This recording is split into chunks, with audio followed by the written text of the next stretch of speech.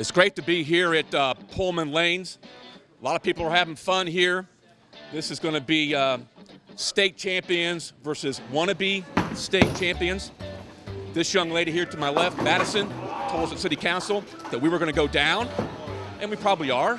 But we've had a couple team meetings. We're going to leave nothing in the gas tank. You know, we're going to give 120%. We brought Joshua Smith up from AAA bowling. We're going to see how good he is. We've got our star here, Susan Vaughn. But this is great for awareness, for Hamilton High School state champions, for women's athletics, and the sport of bowling. So I'm going to turn this over to Madison for a minute or two. Please tell us a little bit about your team and what's going to happen today.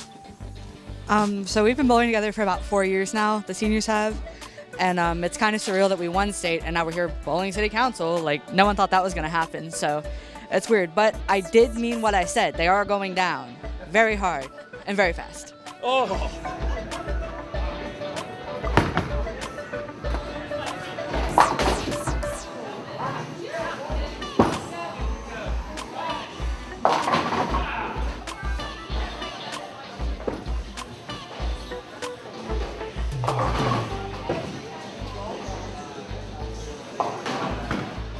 I thought that we need to do some activities where we can get together with our city schools and blend together with our improving city.